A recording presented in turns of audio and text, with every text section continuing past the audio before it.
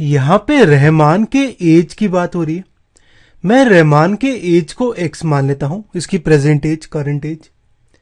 अब 3 years अगो रहमान की as होगी, जो अभी एज है -3, यानी एक्स -3। 5 years बाद, 5 years के बाद रहमान की एज होगी, जो अभी एज है +5, यानी एक्स +5।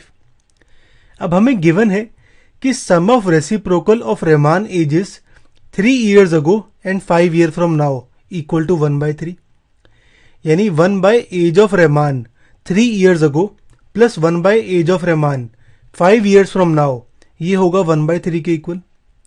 अब 3 years अगो रहमान की एज थी x -3, 5 years from now Rahman की एज होगी एक्स +5, तो ये आएगा एक्स +5 इक्वल टू 1/3। हमें इसे सॉल्व करना है।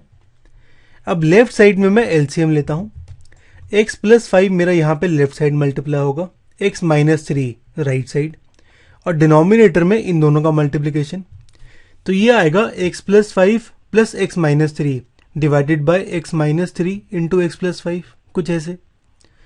अब यहां न्यूमरेटर में मेरा x और x ऐड होके होगा 2x, 5 - 3 होगा 2, तो ये कुछ ऐसे आ गया। इसे हम सॉल्व करते हैं। हम क्रॉस मल्टीप्लाई करें तो ये होगा 3 इंटू 2x + 2, यानी 6x + 6। राइट साइड में x -3 इंटू एक्स +5 होगा। हम इसे मल्टीप्लाई करें तो ये होगा x into x +5 -3 into x +5।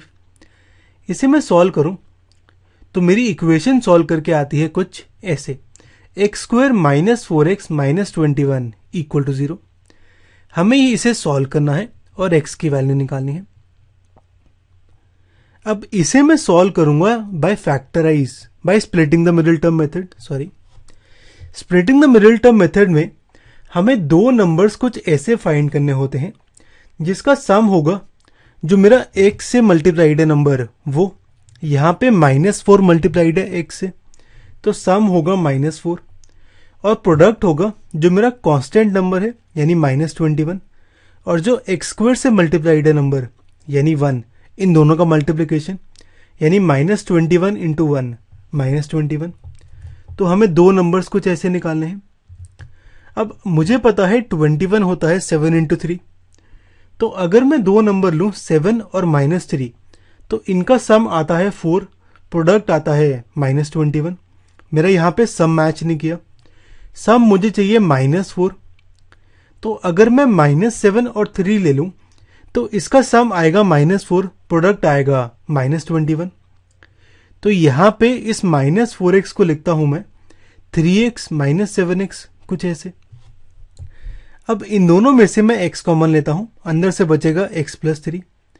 इन दोनों में से मैं -7 कॉमन लेता हूं, तो यहां से बचेगा x, यहां से +3, तो ये आएगा मेरा x -7 x +3 इक्वल टू 0, यानी x -7 की वैल्यू 0 है, यानी x है मेरा 7 के इक्वल। ऐसे ही x +3 की वैल्यू 0 है, यानी x है मेरा -3 के इक्वल। अब यहां पे x है मेरी एज, तो मेरा x नेगेटिव नहीं हो सकता, तो यहां पे x की वैल्यू होगी 7, यानी रहमान की करंट एज है 7 years।